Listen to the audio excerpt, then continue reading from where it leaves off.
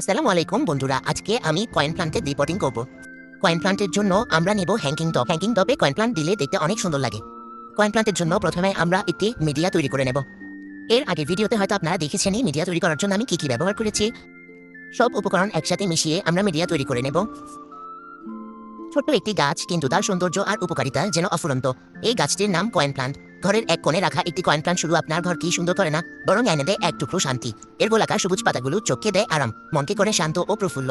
Coin plant একটি জনপ্রিয় indoor plant, কারণ এটি খুব সহজেই বেড়ে ওঠে এবং খুব বেশি যত্নের প্রয়োজন হয় না। সামান্য আলো আর পরিমিত পানি পেলে এটি সুন্দরভাবে বৃদ্ধি পায়। শুধু সৌন্দর্যই নয়, এই গাছ ঘরের পরিবেশকেও করে আরও সতেজ। সবুজ গাছপালা মানসিক চাপ কমাতে সাহায্য করে। যদি ঘরকে আরও সুন্দর এবং প্রাণবন্ত করে তুলতে চান, তাহলে একটি কয়েন প্লান্ট হতে পারে আপনার সবচেয়ে প্রিয় সবুজ সঙ্গী। একটি ছোট্ট কয়েন প্লান্ট আর তার সঙ্গে এক টুকরো প্রকৃতি আপনার নিজের ঘরে।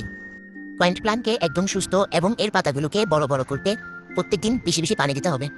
শুধু যে পানি দিলে এর জন্য যথেষ্ট তা কিন্তু নয়, একে দিনে 6 থেকে 7 ঘন্টা কড়া রোদে রাখতে হবে। তাইলে এই প্লান্টটি সুস্থ থাকবে এবং পাতাগুলো অনেক বড় বড় দেখতে হবে। কথা বলতে বলতে আমাদের রিপোর্টিংও শেষ। দেখেন আমাদের কয়েন প্লান্টটিকে কত সুন্দর লাগছে। সত্যি বলতে এর পয়সার মতো দেখতে পাতাগুলো অনেকই কিউট লাগে।